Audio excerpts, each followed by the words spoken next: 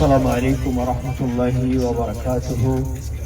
الحمد لله كفى والصلاة والسلام على من لا نبي بعد.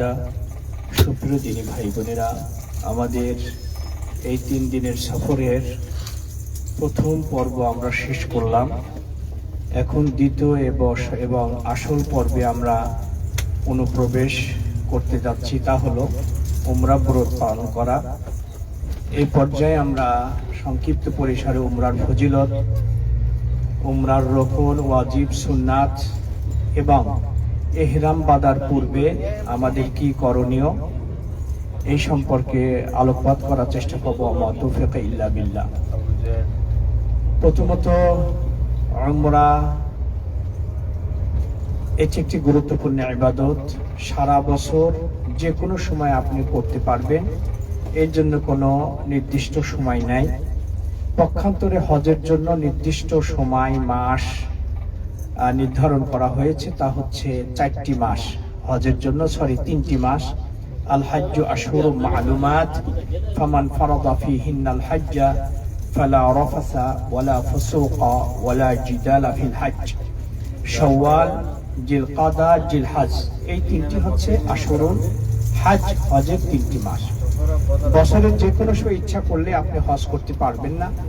পক্ষান্তরে উমরা সারা বছর করতে পারবেন।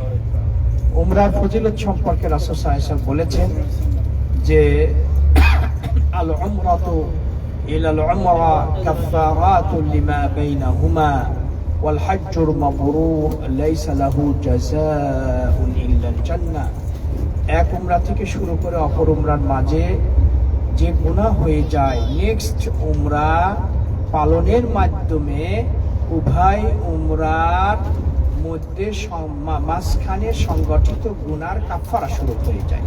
মানে নেক্সট উমরা পালন করবেন, আপনি আগে যে উমরা করেছিলেন, এই পরবর্তী উমরা আদায়ের দরুনে আল্লাহ রাব্বুল আলামিন গুনাহ খাতা মাফ করে দেন। আর কবুল হজের নেকি একমাত্র জান্নাত ছাড়া আর কিছুই নাই। রাসূল আকরাম সাল্লাল্লাহু আলাইহি সাল্লাম বলেছেন, তাবিউল বাইনাল হজ্জি ওয়াল উমরা ফাইন্নাহুমা ইয়ানফিয়ান আল ফাকরা ওয়াজ যুনুব কামা ইয়ানফিল কির খাবাসাল হাদিদ। তোমরা পর্যায়ক্রমে একটি হজ উমরা করার পর অপরটি তোমরা করতে থাকো, কারণ এই দুটি বেশি পরিমাণে করার দরুনে তোমাদের গুনাহ খাতা আল্লাহ মাফ করে দেন এবং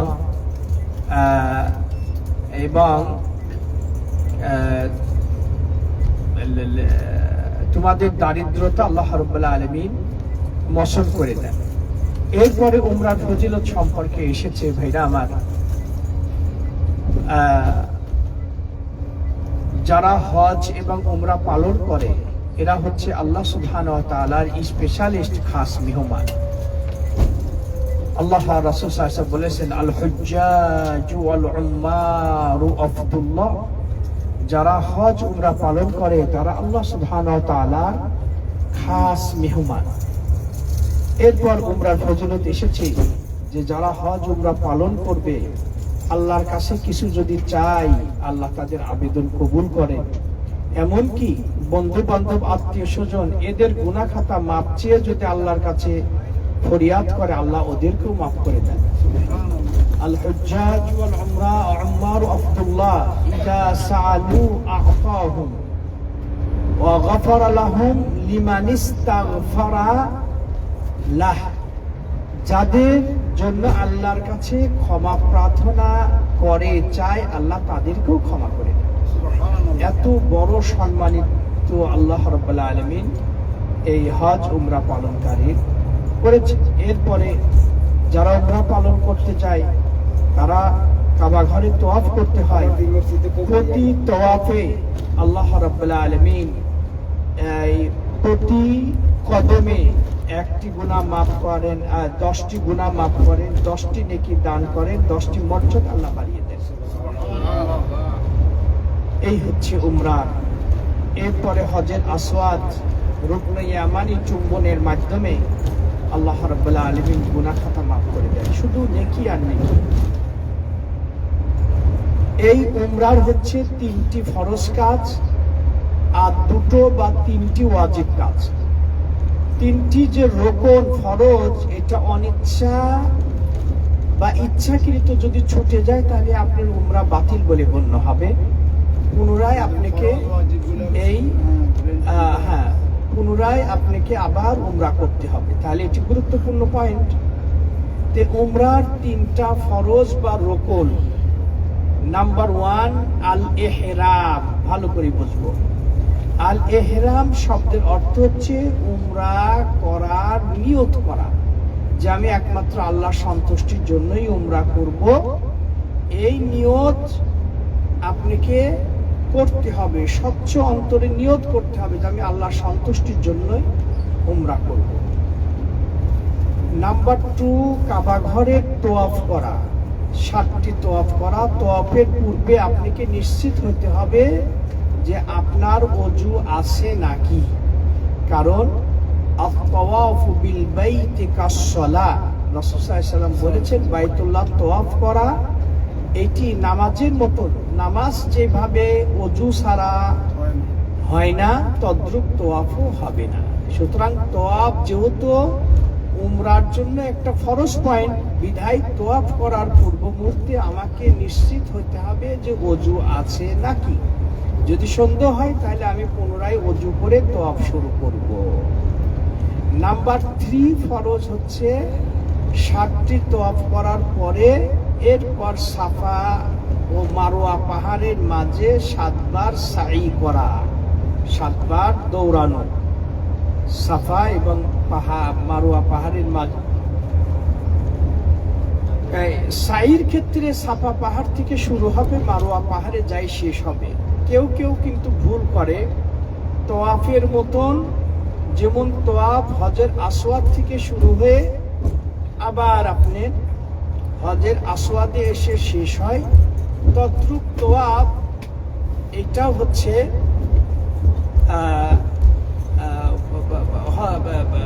এই সাফা মারওয়া সাই।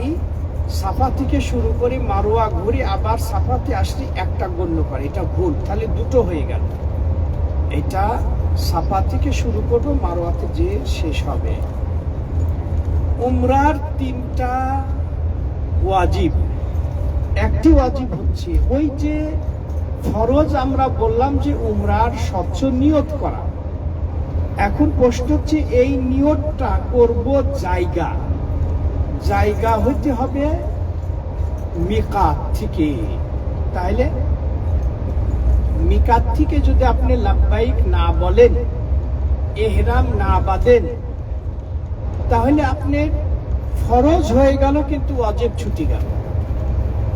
ফরজ আপনি উমরা করার নিয়ত করেছেন, এটা ফরজ, কিন্তু এই মানে নিয়তটা করার জায়গা সেটা আবার ওয়াজিব।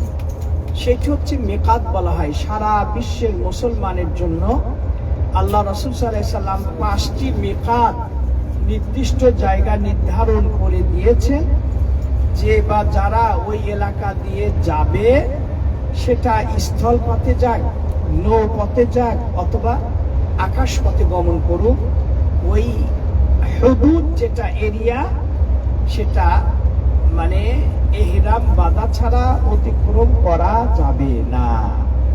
আচ্ছা, এখন যেটি সেটি হচ্ছে এই যে ভাইরা আমার,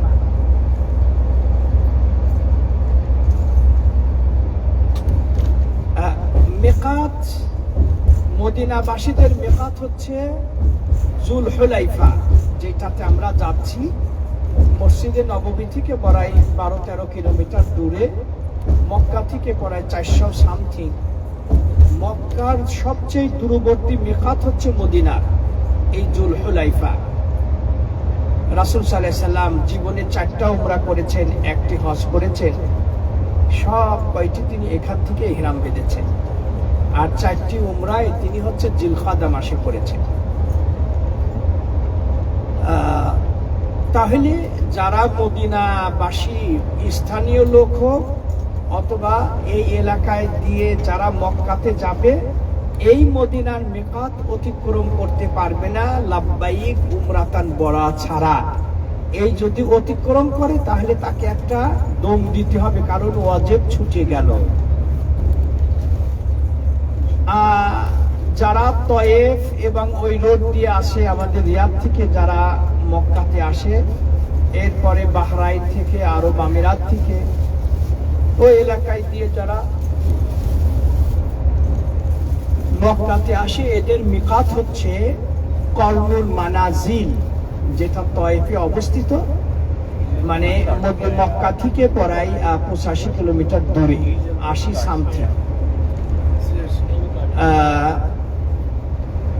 এইটার নতুন নাম হচ্ছে সাইলুল কাবীর। তৃতীয় মিকাত হচ্ছে ইয়ালামলাম। এই ইয়ালামলাম এইটি হচ্ছে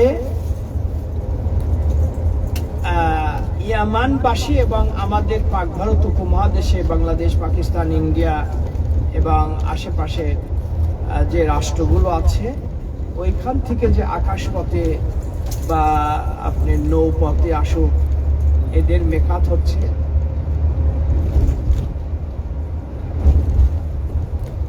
ইয়ালামলাম। এই ইয়ালামলাম থেকে তাদেরকে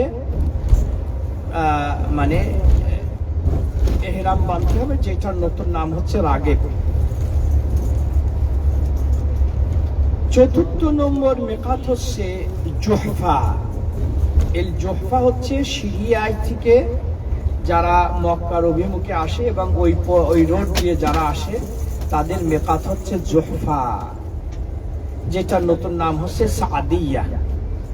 মোটামুটি ওই জেদ্দার আশেপাশেই, মক্কা থেকে ওইভাবে মানে প্রায় 80 কিলোমিটার এইরকমই আশেপাশে হবে আর কি। সর্বশেষ মেকাত হচ্ছে জাতুল ইরক। ইরাক থেকে যারা আসবে এবং ওই পথ দিয়ে যারা অতিক্রম করবে, তাদের মেকাত হচ্ছে জাতুল ইরক। এই 5টি মেকাত সম্পর্কে রাসূল বলেছেন, হুন্না লাহুন্না ওয়ালিমান আতা আলাইহিন্না মিন গায়রি আহলিহিন, যে এইটি হচ্ছে মানে ওই এলাকাবাসীর জন্য এবং ওই এলাকা দিয়ে যারা অতিক্রম করবে তাদের জন্য। ভাইরা আমার, আমরা এই মেকাতে পৌঁছে যাচ্ছি। এই 3টা হচ্ছে মানে মেকাত থেকে ইহরাম বাঁধা, সাই করার পরে মাথা চুল মুন্ডানো অথবা নেড়ে করা, এরপরে পুরুষের জন্য 2টো কাপড় পরিধান করবে। আমরা এখন গোসল করতে, যদি ইহরাম বাঁধার আগে গোসল করা সুন্নাত, এখন ঠান্ডার কারণে যদি কেউ গোসল করতে ভয় পান, তাহলে অজু করলেও চলবে, অজু করলেও চলবে।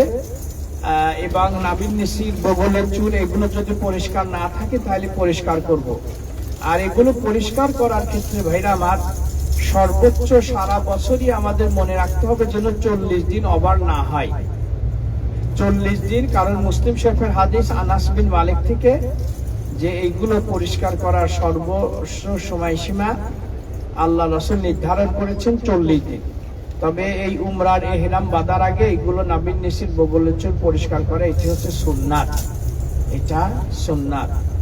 আমরা যদি গোসল করতে পারি ভালো, না হলে আমরা উজু করে চলে আসবো। ভাইরা আমার, উমরার জন্য আলাদা কোনো নামাজ নাই, যে আমি উমরা করতেছি নামাজ না পড়লে উমরা হবে না। বরং আপনি একটা ভালো সফরে যাচ্ছেন, এই জন্য গোসল করে ওযু করে মসজিদে ঢুকে দুখুলুল মসজিদের নিয়তে 2 রাকাত নামাজ পড়ে আল্লাহর কাছে আপনি তৌফিক চাইতে পারেন।